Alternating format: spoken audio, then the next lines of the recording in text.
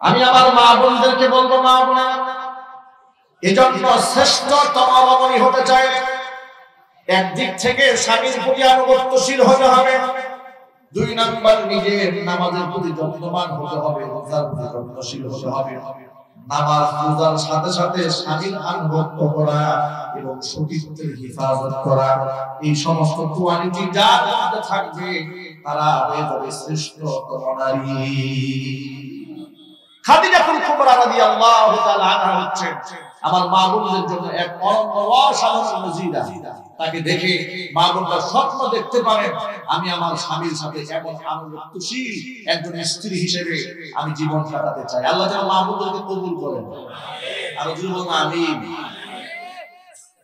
শ্রেষ্ঠতম রমণী হযরতে মারিয়াম, যখন তার গর্ভে বাচ্চা ফুঁকে দেওয়া হয়েছে, জিবরাইল আলাইহিস সালাতু ওয়াস সালাম যখন এসে বলেছিলেন, আমি আপনার কাছে এসেছি, আনা রাসূলুর রাব্বিকি আহাবালাকি গুলামান যাকিয়া, আল্লাহর পক্ষ থেকে আমি এসেছি আপনার গর্ভে একটা পবিত্র সন্তান উপহার দেওয়ার জন্য। মারিয়াম কি বললেন? আন্না ইয়াকুনু লি গুলাম ওয়া লাম ইয়ামসাসনি বাশারু ওয়া লাম আকু বাগিয়া, কোন পুরুষ আমাকে স্পর্শ করেনি আর আমি কোনো খারাপ মহিলা নই, আমার বাচ্চা হবে কিভাবে? কি করে আমার সন্তান হবে? এখান থেকে একটা প্রশ্নের জবাব রয়েছে মা বোনদের জন্য। জবাব হচ্ছে, এই নারী তখন তার গায়ে যৌবন এসেছে। কিতাবের মধ্যে এসেছে কোনো বর্ণনায় 13, 14 কিংবা 15 এর মাঝামাঝি তার বয়স ছিল। এই বয়সে তাকে যখন জিবরিল আলাইহিস সালাতু ওয়াস সালাম এসে বললেন, আনা রাসূলুর রাব্বি লিআহাবা লাকি গুলামান যাকিয়া, আমি আপনাকে একটা পবিত্র সন্তান উপহার দিতে এসেছি। তখন হযরত মারিয়াম জবাব দিয়ে বললেন, আন্না ইয়াকুনু লি গুলাম ওয়া লাম ইয়ামসাসনি বাশারু ওয়া লাম আকু বাগিয়া, আমি কোনো নষ্ট মহিলা নই, খারাপ মহিলা নই, কোনো পুরুষ আমাকে বৈধভাবে স্পর্শ করেনি, আমার সাথে কারো সাথে অবৈধ সম্পর্ক হয়নি। আল্লাহু আকবার। আয়াত দ্বারা প্রমাণিত হয় মারিয়াম আলাইহিস সালাতু ওয়াস সালাম ছিলেন একজন কুমারী, পবিত্র নারী, সতীসাধ্বী নারী। তার প্রশংসা আল্লাহ পাক কোরআনের মাজিদের মধ্যে দিয়ে দিয়েছেন। আমন্ত্রিত হাজারাত উলামায়ে কেরাম, মুরব্বিয়ানে ইজরাম, এলাকায় পার্শ্ববর্তী এলাকার বিভিন্ন প্রান্ত থেকে ছুটে আসা জিন্দরদি ঈমানদার পরহেজগার মুত্তাকি মুসলিম ভাইরা, পর্দার অন্তরালে আমাদের সকলের শ্রদ্ধা ভাজন পর্দানিশীল মা এবং বোনেরা, মহান আল্লাহ রাব্বুল আলামিনের দরবারে আলিশানে লাখ কোটি শুকরিয়া আদায় করছি যে মহান আল্লাহ তাবারক ওয়া তাআলা মুসলিম উম্মার এই ক্লান্তি লগ্নে হাজারো প্রতিকূলতাকে উপেক্ষা করে করোনাকালীন মহামারীর সময়ে সুস্থতার নিয়ামত দান করে আল্লাহ সুবহানাহু ওয়া তাআলা কোরআনের মাহফিলে বসে কোরআন সুন্নাহ থেকে আলোচনা শোনার সুযোগ আল্লাহ পাক আমাদেরকে করে দিয়েছেন। এজন্য আপনারা খুশি না বেজার? কম না বেশি? উচ্ছ্বসিত কণ্ঠে খুশি মনে মন প্রাণ উজাড় করে আল্লাহ সুবহানাহু ওয়া তাআলার শেখানো ভাষায় শুকরিয়া আদায় করছি। জবান ছেড়ে দিয়ে সকলে একযোগে বলছি আলহামদুলিল্লাহ। রব্বানা লাকাল হামদ হামদান কাসীরা طيبا مباركا فيه ربنا لك الحمد كما ينبغي لجلال وجهك وعظيم سلطانك। আল্লাহ সুবহানাহু ওয়া তাআলা আজকের মাহফিলকে কবুল করুন। আমিন। এই পাশ থেকে আওয়াজ নাই, পিছনে আওয়াজটা তো মাইকের অপারেটর কোথায়? এই জায়গায় তো কোনো আওয়াজই নেই, স্টেজে আওয়াজ নাই। আল্লাহ সুবহানাহু ওয়া তাআলা আজকের মাহফিলের ওসিলা করে অত্র অঞ্চলের সর্বস্তরের মানুষকে হেদায়েতে কামিলা নসিব করেন। এই মহিলা মাদ্রাসাকে আল্লাহ পাক কিয়ামত পর্যন্ত কবুল করুন। মাদ্রাসার সমস্ত হাজাত এবং জরুরত আল্লাহ পাক তার গায়বে খাজানা থেকে মিটিয়ে দিন। এটি একটি মহিলা মাদ্রাসার মাহফিল। ইসলাম এমন একটি অনন্য অসাধারণ ধর্ম, যে ধর্মে জ্ঞান ইলম অর্জনের এত বেশি গুরুত্ব আরোপ করা হয়েছে। এখানে নারী এবং পুরুষকে বিভাজন করা হয়। নবী করিম সাল্লাল্লাহু আলাইহি ওয়াসাল্লাম বলেছেন তালাবুল ইলমি ফরিদাতুন আলা কুল্লি মুসলিমিন ওয়া মুসলিমা, প্রত্যেক মুসলিম ও নারীর জন্য জ্ঞান অর্জন করা, ইলম অর্জন করা ফরজ। এখানে ইলমের গুরুত্ব আরোপ করতে গিয়ে আল্লাহর হাবিব যেভাবে পুরুষকে শামিল করেছেন সেভাবে নারীকেও শামিল করেছেন। কোরআন মাজিদে আল্লাহ সুবহানাহু ওয়া তাআলা নারী এবং পুরুষের সওয়াবের অধিকারের ব্যাপারে কথা বলতে গিয়ে আল্লাহ পাক বলছেন মান আমিলা সালিহান মিন যাকারিন আও উনসা ওয়া হুয়া মুমিনুন ফালানুহয়িন্নাহু হায়াতান তাইয়্যিবা ওয়া লানাজজিয়ান্নাহুম আজরাহুম বিআহসানি মা কানু ইয়ামালুন। ভালো কাজ ইমানের সাথে যেই করুক, নারী হোক কিংবা পুরুষ, ইমানের সাথে যদি ভালো কাজ করে তাকে আমি দুটি পুরস্কার দেব। একটা পুরস্কার দেব দুনিয়াতে, আরেকটা পুরস্কার দেব আখিরাতে। দুনিয়ার পুরস্কার হচ্ছে ফালানুহয়িন্নাহু হায়াতান তাইয়্যিবা, তাকে আমি উত্তম জিন্দেগি উপহার দেব। কিয়ামতের মাঠে আমলের হাজারো গ্রেড মার্ক থাকবে, মধ্যম পন্থার আমল, নিম্নমানের আমল, সমস্ত মার্কগুলোকে ভেঙে দিয়ে সর্বোচ্চ মানের মর্যাদায় উত্তীর্ণ করে তাকে আমি জান্নাত দান করে দেব। এখানে আল্লাহ পাক নারী এবং পুরুষ উভয়কেই শামিল করেছেন। কোরআন মাজিদে আল্লাহ সুবহানাহু ওয়া তাআলা যেভাবে নারীদের অধিকারে, পুরুষের অধিকারের কথা বলেছেন, নারীদের অধিকারের কথা বলেছেন। নারীদেরকে কোনো ক্ষেত্রে অবমূল্যায়ন করা হয়নি ইসলামে। তাদের পৈতৃক সম্পত্তির মধ্যে অধিকার আল্লাহ পাক প্রতিষ্ঠিত করেছেন। নারী জন্মের পর সন্তান হিসেবে তার অধিকার ইসলাম প্রতিষ্ঠিত করেছে। কন্যা হিসেবে তার অধিকার প্রতিষ্ঠিত করা হয়েছে, স্ত্রী হিসেবে অধিকার প্রতিষ্ঠিত করা হয়েছে, মা হিসেবে তাকে তো সীমাহীন মর্যাদায় প্রতিষ্ঠিত করা হয়েছে। এভাবে সকল ক্ষেত্রে নারীদের সমহান মর্যাদা শরীয়তে ইসলাম প্রতিষ্ঠিত করে দিয়েছে। আল্লাহ সুবহানাহু ওয়া তাআলা আমার মা বোনদেরকে শরীয়তের বিধিবিধানগুলো মেনে চলে নিজের মর্যাদাকে অক্ষুণ্ণ রাখার তৌফিক দান করেন। জোরে বলেন আমিন। জান্নাতে যেভাবে নারীরা হবে, পুরুষরাও জান্নাতে হবে, নারীরাও হবে। জাহান্নামে পুরুষরাও হবে, নারীরাও হবে। তবে আল্লাহর হাবিব সাল্লাল্লাহু আলাইহি ওয়াসাল্লাম বলেছেন যে হে নারীরা, ইন্নী উরিতুকুন্না আকসারা আহলিন নার, আমাকে দেখানো হয়েছে জাহান্নামের অধিকাংশ মানুষদেরকে আমি দেখেছি, পৃথিবীর নারীরা অধিকাংশ ক্ষেত্রে জাহান্নামে রয়েছে। নারীরা জাহান্নামী হওয়ার পেছনে বড় যে দুটো কারণ হাদিস শরীফের মধ্যে পাওয়া যায়। এক হচ্ছে তাকফুরুল আশির, স্বামীর নাফরমানি করা, আরেকটা হচ্ছে তাকফুরুল লানা, অধিক পরিমাণ অভিসম্পাদ দেওয়া এবং লানত পেশ করা। মাইকের আওয়াজ বাইরে যাচ্ছে, অসংখ্য মিডিয়া কথাগুলো কভারেজ দিচ্ছে, রেকর্ড হচ্ছে। এই কথাগুলো আমার মা বোনরা শুনতে পাবেন। আমি আমার মা বোনদের জন্য অল্প কয়েকটা কথা বলবো। আল্লাহর হাবিব সাল্লাল্লাহু আলাইহি সাল্লাম বলেছেন, আল্লাহ পাক আমাকে জান্নাত জাহান্নাম দুটোই দেখিয়েছেন। আমি যখন জাহান্নামের দিকে উঁকি মারলাম, ইত্তলাতু ফিন্নার, জাহান্নামের দিকে যখন উঁকি মারলাম, ফারাআইতু আকসারা আহলিন নিসা, সেখানে জাহান্নামের মধ্যে আমি অধিকাংশ নারী দেখতে পেয়েছি। জোরে জোরে বলেন নাউযুবিল্লাহ। নারীরা বেশি যাওয়ার পেছনে বড় দুটো কারণ। এক হচ্ছে স্বামীর নাফরমানি করা, আরেক হচ্ছে অধিকতর লানত পেশ করা। ভাইরা আমার, নারীদের জন্য আল্লাহ সুবহানাহু ওয়া তাআলা জান্নাত কিভাবে সহজ করেছেন লক্ষ্য করেন।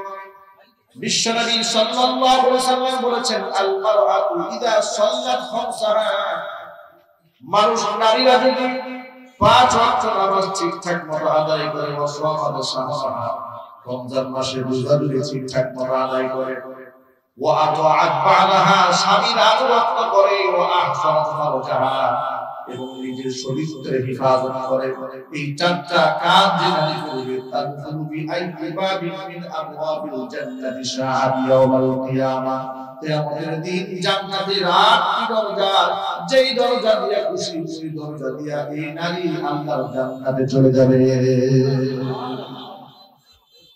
এক নাম্বার হচ্ছে তাকে নামাজি হতে হবে, দুই নাম্বার স্বামীর প্রতি আনুগত্যশীল হতে হবে, তিন নাম্বার সতীত্বের হিফাজতকারী হতে হবে, অবশ্যই রমজান মাসে রোজা রাখতে হবে। এই কাজগুলো যদি আমার মা বোনরা করতে পারে তাহলে সেই নারী জান্নাতি নারী। সুবহানাল্লাহ।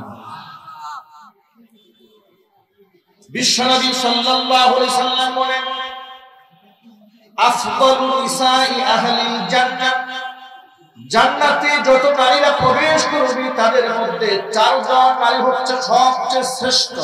কয়জন? সবাই বলেন না কয়জন?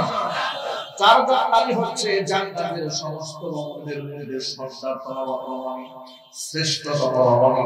এদের মধ্যে এক নাম্বার হচ্ছে খাদিজা রাদিয়াল্লাহু তাআলা আনহা, দুই নাম্বার হচ্ছে হযরত ফাতিমা তুজ-জাহরা রাদিয়াল্লাহু তাআলা আনহা, তিন নাম্বার হচ্ছে হযরত মারিয়াম, চার নাম্বার ইমরাতু ফিরআউন আসিয়া। এই চারজন মহিষী নারী জান্নাতে যত নারীরা ঢুকবেন তাদের মধ্যে এই চারজন নারীর মর্যাদা সবার উপরে থাকার কারণ কি? এই চারজন নারীর ইতিহাস বলে দেখেন, খাদিজা রাদিয়াল্লাহু তাআলা আনহার মতো স্বামী ভক্ত মানুষ এই জমিনের মধ্যে খুঁজে পাওয়া যাবে না। আল্লাহর নবী সাল্লাল্লাহু আলাইহি সাল্লাম মা খাদিজার ইন্তিকালের পরে এত বেশি কাঁদতেন। আয়েশা রাদিয়াল্লাহু তাআলা আনহা একদিন দুঃখ করে বলে, নবীজি ইন্নাহা কানাত আজুজাতান, একজন বৃদ্ধা মহিলা ছিল খাদিজা, তার জন্য আপনি এত কাঁদেন? এর থেকে উত্তম সুন্দরী রূপবতী গুণবতী নারীকে আল্লাহ পাক আপনার জীবনে উপহার দেয়নি? বিশ্বনবী রহমতের নবী মায়ার নবী আবেগাপ্লুত হয়ে বলেছিলেন, ওয়াল্লাহি মা আবদালানি আল্লাহু খায়রান মিনহা।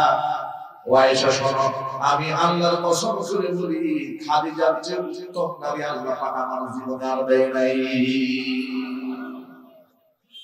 আল্লাহর নবী সাল্লাল্লাহু আলাইহি সাল্লাম বলেন, খাদিজার সাথে আমার জীবনে যত বছর সংসার হয়েছে, রাতের আধার দিনের আলোতে যতবার আমি ঘরের মধ্যে এসেছি, অনেক সময় গভীর রজনীতে আমি মারে ফেলতাম। আমি আমার খাদিজার দরজার মধ্যে একবার টুকা দিতে দেরি হয়েছে, সেকেন্ড টাইম দ্বিতীয়বার টুকা দেওয়ার প্রয়োজন হয় না। জোরে জোরে বলেন সুবহানাল্লাহ। আল্লাহর নবী বলেন, আমি অবাক হয়ে যেতাম, খাদিজা তুমি কি ঘুমাও না রাতের বেলায়? একটা বার ডাক দেওয়ার সাথে সাথে কিভাবে একজন মানুষ দরজায় খুলে দেয়? খাদিজা রাদিয়াল্লাহু তাআলা আনহা জবাব দিয়ে বলেছেন, আপনি যখন ঘরের বাইরে থাকেন আমার মন বড় অচঞ্চল, আমি বড় অস্থির হয়ে যায়। আমার নবী দিনের কাজে ঘর থেকে বের হয়েছে, কাজ চতুর্দিকে শত্রু, না জানি কোনো দুঃসংবাদ আসে কিনা, না জানি তিনি কোনো বিপদগ্রস্ত হয়ে যান কিনা। এই পেরেশান নিয়ে আমি সময় কাটাই। আমার একটা সেকেন্ডের জন্য বিছানায় ফিট লাগাতে পারি না। প্রচন্ড ঘুম যদি ধরে যায়, দরজার সাথে দাঁড়ায় দাঁড়ায় হেলাম দিয়ে ঘুমাই। ভাবতে পারে একজন নারী তার স্বামীর প্রতি কতটা শ্রদ্ধাশীল হবে, কতটা আনুগত্যশীল হবে, এমন জবাব দিতে পারে? 55 বছর বয়সের একজন নারী খাদিজাতুল কুবরা রাদিয়াল্লাহু তাআলা আনহা, হিরা গুহা আপনারা দেখেছেন, যারা মক্কা মদিনায় গিয়েছেন, মক্কায় যারা গিয়েছেন তারা দেখেছেন কত উঁচু পাহাড়। এই পাহাড় বেয়ে বেয়ে তিনি খাবার নিয়ে যেতেন তার স্বামীর জন্য। আল্লাহু আকবার বলবেন। স্বামীর জন্য খাবার নিয়ে যেতেন মা খাদিজাতুল কুবরা রাদিয়াল্লাহু তাআলা আনহা। জিবরাইল আলাইহিস সালাতু ওয়াস সালাম একদিন হিরা গুহায় আল্লাহর নবীকে সালাম দিলেন আর বলে গেলেন, ইয়া রাসূলুল্লাহ, আপনার স্ত্রী খাদিজা আপনার জন্য খাবার তৈরি করে নিয়ে আসছে। আপনার স্ত্রী খাদিজা যখন আপনার সামনে আসবে তখন আমার পক্ষ থেকে এবং আল্লাহর পক্ষ থেকে তাকে সালাম জানাবে। ওয়াবাশশিরহা বিবাইতিন ফিল জান্নাহ, এবং তাকে জান্নাতের মধ্যে একটা বাড়ির সুসংবাদ দেবেন। চিল্লাবেন আল্লাহু আকবার। ভাইরা আমার, মা বোনেরা আমার, যারা আমার কথাগুলো শুনতে পাচ্ছেন, আমি আমার মা বোনদেরকে বলছি, মা বোনেরা, স্বামীর আনুগত্যের মধ্যে আল্লাহ পাক আপনার জান্নাতের ঠিকানা রেখে দিয়েছেন, দুনিয়ার সম্মান রেখে দিয়েছেন, আখিরাতের সম্মান রেখে দিয়েছেন। এই জন্য উত্তম রমণী হতে হবে। জান্নাতি রমণী হতে চাইলে পবিত্র নারী হতে হবে। সাহাবায়ে কেরাম রাদিয়াল্লাহু তাআলা আনহুম আজমাইন প্রশ্ন করলেন, খায়রুন নিসা মান হুন্না খায়রুন নিসা, নবীজি উত্তম রমণী শ্রেষ্ঠ নারী কারা, শ্রেষ্ঠ নারী কারা? রাসূল পাক সাল্লাল্লাহু আলাইহি ওয়াসাল্লাম জবাব দিয়ে বলছেন, উত্তম নারী ইমরাতুন ইদা আবসারতাহা সাররাকা, যখন তুমি তোমার সেই স্ত্রীর দিকে তাকাবে তোমার স্ত্রী তোমাকে খুশি করে ফেলবে। আল্লাহু আকবার। তার দিকে নজর করলে তোমার দিলটা ঠান্ডা হয়ে যাবে। যখন তুমি তাকে কোনো কাজের নির্দেশ প্রদান করবে তখন তোমার আনুগত্য করবে। যখন তুমি বাড়ির বাহিরে থাকবে তখন নিজের সতীত্বের ব্যাপারে এবং তোমার সম্পদের ব্যাপারে সে যত্নবান থাকবে। ঠিক লাগবে? আল্লাহু আকবার। এই সমস্ত গুণ যে নারীর মধ্যে থাকবে, নবী করিম সাল্লাল্লাহু আলাইহি ওয়াসাল্লাম বলেছেন এই সমস্ত নারী হচ্ছে খায়রুন নিসা, নারীদের মধ্যে শ্রেষ্ঠ নারী। আমি আমার মা বোনদেরকে বলবো, মা বোনেরা, এজন্য শ্রেষ্ঠতম রমণী হতে চাই একদিক থেকে স্বামীর প্রতি আনুগত্যশীল হতে হবে, দুই নাম্বার নিজের নামাজের প্রতি যত্নবান হতে হবে, রোজার প্রতি যত্নশীল হতে হবে। নামাজ রোজার সাথে সাথে স্বামীর আনুগত্য করা এবং সতীত্বের হেফাজত করা, এই সমস্ত কোয়ালিটি যার মধ্যে থাকবে তারা হয়ে যাবে শ্রেষ্ঠতম নারী। খাদিজাতুল কুবরা রাদিয়াল্লাহু তাআলা আনহা হচ্ছেন আমার মা বোনদের জন্য এক অনন্য অসাধারণ নজিরা। তাকে দেখে মা বোনরা স্বপ্ন দেখতে পারেন, আমি আমার স্বামীর সাথে এমন আনুগত্যশীল একজন স্ত্রী হিসেবে আমি জীবন কাটাতে চাই। আল্লাহ যেন মা বোনদেরকে কবুল করেন। আর জীবন আমিন। শ্রেষ্ঠতম রমণী হযরতে মারিয়াম, যখন তার গর্ভে বাচ্চা ফুঁকে দেওয়া হয়েছে, জিবরাইল আলাইহিস সালাতু ওয়াস সালাম যখন এসে বলেছিলেন, আমি আপনার কাছে এসেছি, আনা রাসূলুর রাব্বিকি আহাবালাকি গুলামান যাকিয়া, আল্লাহর পক্ষ থেকে আমি এসেছি আপনার গর্ভে একটা পবিত্র সন্তান উপহার দেওয়ার জন্য। মারিয়াম কি বললেন? আন্না ইয়াকুনু লি গুলাম ওয়া লাম ইয়ামসাসনি বাশারু ওয়া লাম আকু বাগিয়া, কোন পুরুষ আমাকে স্পর্শ করেনি আর আমি কোনো খারাপ মহিলা নই, আমার বাচ্চা হবে কিভাবে? কি করে আমার সন্তান হবে? এখান থেকে একটা প্রশ্নের জবাব রয়েছে মা বোনদের জন্য। জবাব হচ্ছে, এই নারী তখন তার গায়ে যৌবন এসেছে। কিতাবের মধ্যে কোনো বর্ণনায় 13, 14 কিংবা 15 এর মাঝামাঝি তার বয়স ছিল। এই বয়সে তাকে যখন জিবরিল আলাইহিস সালাতু ওয়াস সালাম এসে বললেন, আনা রাসূলুর রাব্বি লিআহাবা লাকি গুলামান যাকিয়া, আমি আপনাকে একটা পবিত্র সন্তান উপহার দিতে এসেছি। তখন হযরত মারিয়াম জবাব দিয়ে বললেন, আন্না ইয়াকুনু লি গুলাম ওয়া লাম ইয়ামসাসনি বাশারু ওয়া লাম আকু বাগিয়া, আমি কোনো নষ্ট মহিলা নই, খারাপ মহিলা নই, কোনো পুরুষ আমাকে বৈধভাবে স্পর্শ করেনি, আমার সাথে কারোর সাথে অবৈধ সম্পর্ক হয়নি। আল্লাহু আকবার। আয়াত দ্বারা প্রমাণিত হয় মারিয়াম আলাইহিস সালাতু ওয়াস সালাম ছিলেন একজন কুমারী, পবিত্র নারী, সতীসাধ্বী নারী। তার প্রশংসা আল্লাহ পাক কোরআনের মাজিদের মধ্যে দিয়ে দিয়েছেন।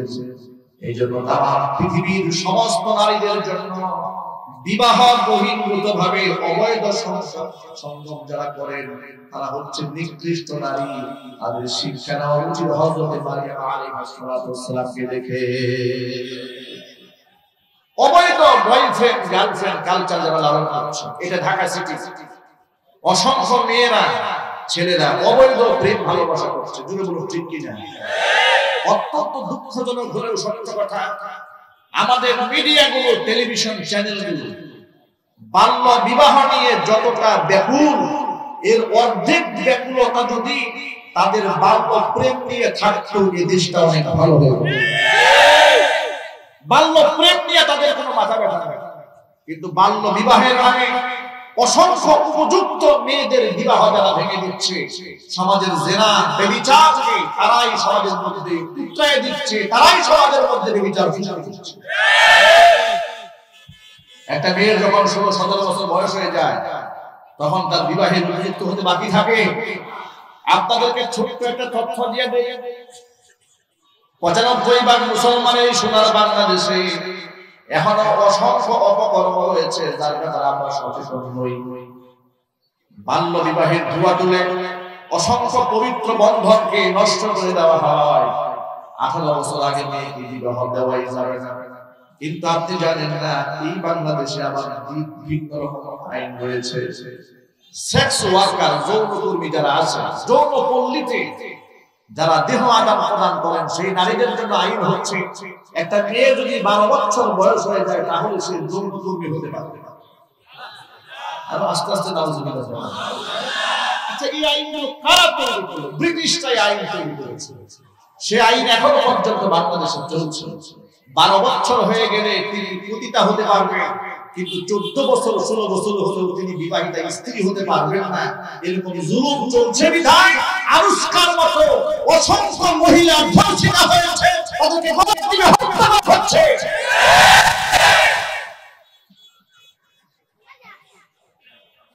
এই জন্য শুধুমাত্র মিষ্টি মিষ্টি কথা বলে আর কক্ষ গরম করে জাতির কোনোই ফায়দা হবে না।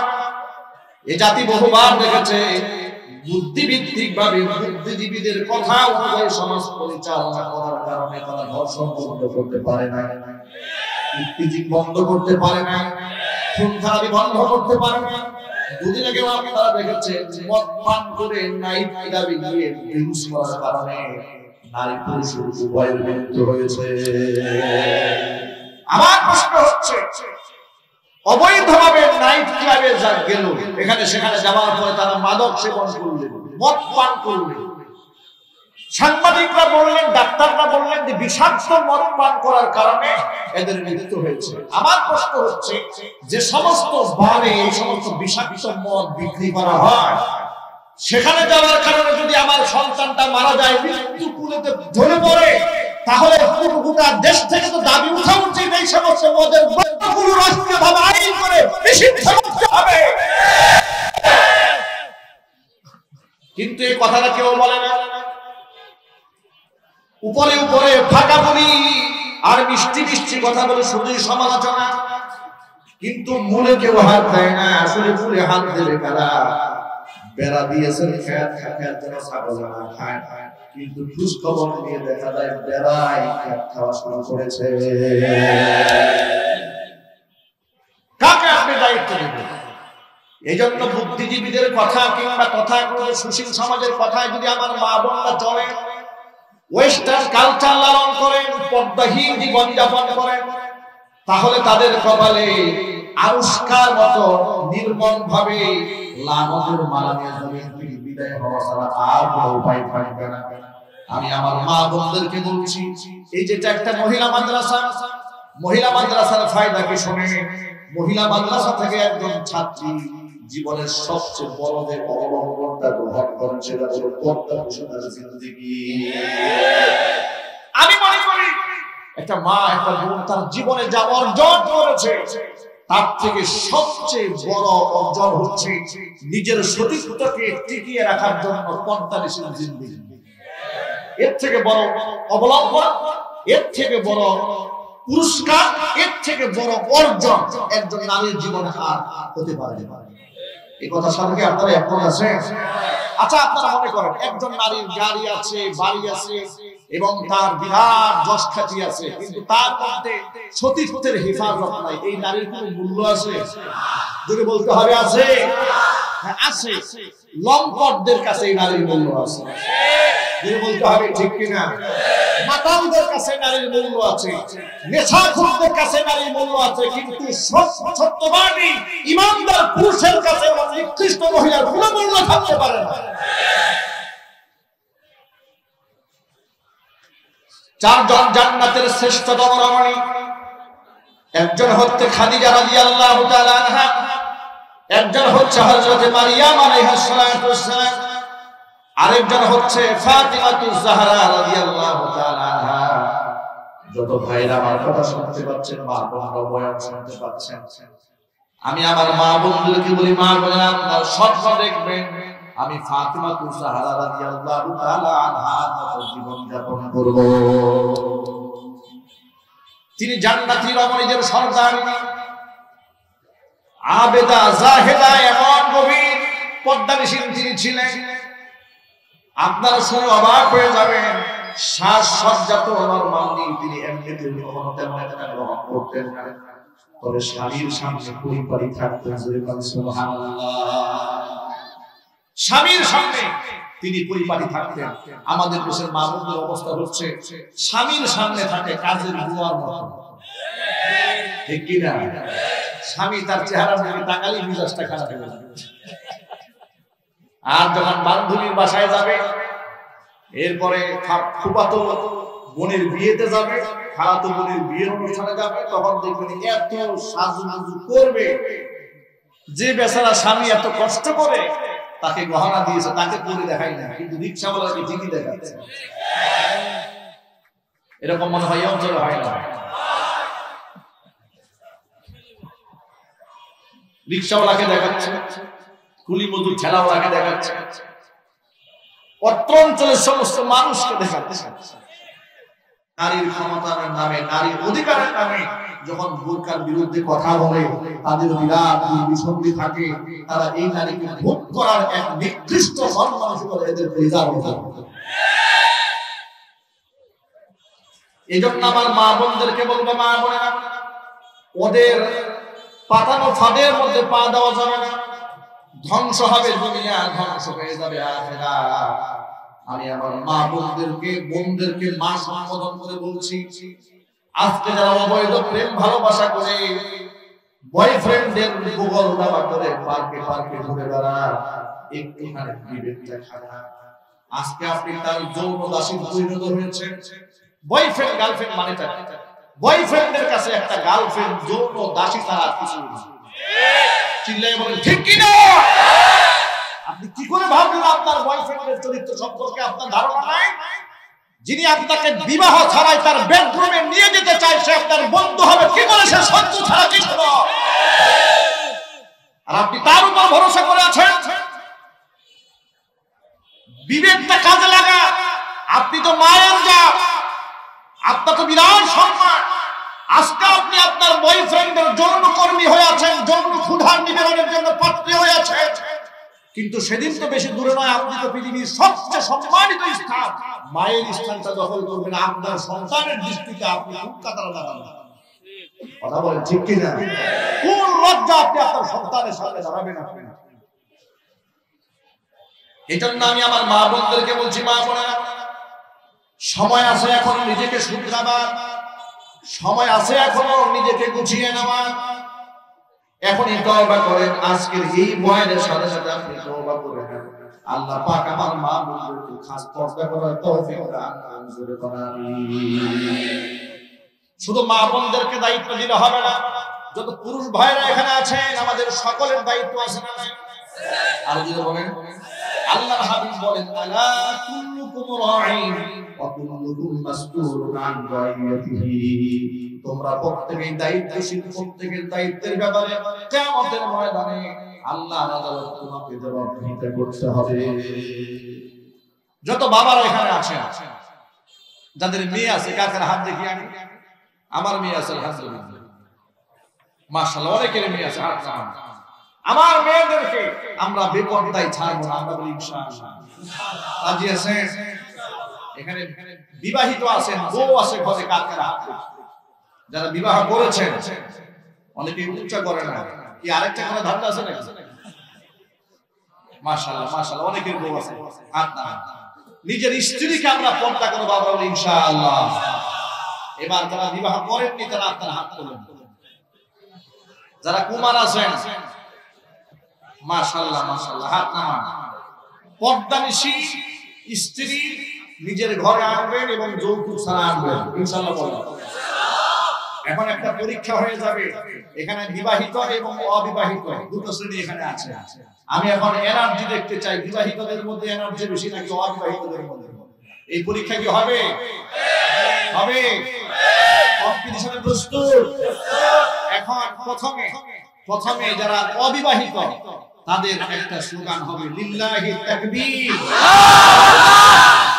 এটা অবিবাহিতদের স্লোগান। এখন যারা বিবাহিত আছে তাদের পালা, লিল্লাহি তাকবীর। এখন জিতলো কারা? বিবাহিতরা জিতে গেছে। বিবাহিতরা সবসময় বিজয়ীদের কাতার দখল করে ফেলে। কথা বলুন ঠিক কিনা? যারা বিবাহ করেনি তারা অনতি বিলম্বে বিবাহ করে ফেলবে ইনশাআল্লাহ। বিজয়ের কাতারে আপনাদেরকেও সামিল হতে হবে। রাজি আছেন নাকি বুড়ো বয়সে বিবাহ করবেন? আমি ইতিমধ্যে শুনতে পেলাম এই চড়াই এবং এই অঞ্চলে নাকি বুড়া বয়সে বিবাহ করা প্রচলন, মানে মোটামুটি যৌবন শেষ হওয়ার পালা, তখন নাকি বিবাহের বয়স হয়। নাউজুবিল্লাহ, একটু জোরে বলেন, চিল্লায় বলেন নাউজুবিল্লাহ। একটা হাদিস শোনায় দেই, বিশ্বনবী সাল্লাল্লাহু আলাইহি ওয়াসাল্লাম বলেছেন, ইয়া মাশারাশ শাবাব, হে যুবকেরা, মান ইসতাতা মিনকুমুল বাআতা ফালইয়াতাজাওয়াজ ফাইন্নাহু আগাম্মুল বাশারি ওয়া আহসানুল ফারাজি। হে যুবকেরা, যাদের বিবাহ করার সামর্থ্য আছে, স্ত্রীকে মহারণা দিতে পারবে কিংবা ভরণ পোষণ দিতে পারবে, তারা যেন বিবাহ করে না। কি হবে বিবাহ করলে? ফাইন্নাহু আগাম্মুল বাশারি, বিবাহ করলে চোখের হেফাজত হবে, ও আহসানুল ফারাজি, লজ্জাস্থানের হেফাজত হবে। বুঝে বুঝে বলেন সুবহানাল্লাহ। বিবাহের মধ্যে লাভ আছে না চাই? আরো জোরে, কম না বেশি? বিরাট লাভ রয়েছে বিবাহতে। আর যদি বুড়া বয়সে বিবাহ করেন, বিরাট মুসিবত আছে। মুসিবত আছে না? আমার এক দুঃসম্পর্কের আত্মীয় বুড়ো বয়সে বিবাহ করেছে। জওয়ান স্ত্রীকে নিয়ে উনি সিএনজিতে উঠেছে, ওনার দাড়ি চুল মোটামুটি সাদা হয়ে গেছে। তো সিএনজি থেকে নেমে একটা দোকানে যাচ্ছে, এমন সময় সিএনজি ড্রাইভার তিনি খুব বিরক্ত হয়ে যাচ্ছে, তাকে তাড়াতাড়ি নামিয়ে দিয়ে চলে যাবে। উনি বুঝতে পারেন না যে উনি কাকে নিয়ে আসছেন সিএনজিতে। সিএনজিতে বসে থাকে মহিলাকে বলে যে আপনার আব্বাকে তাড়াতাড়ি বলেন যেন ভাড়াটা দিয়ে দেন।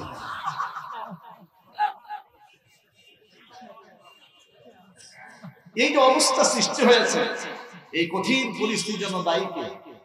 এক মাহফিল আমি যখন কথাটা বললাম যে এই পরিস্থিতির জন্য দায়ী কে, এক যুবক দাঁড়িয়ে বলে হুজুর এর জন্য রেলমন্ত্রী দায়ী।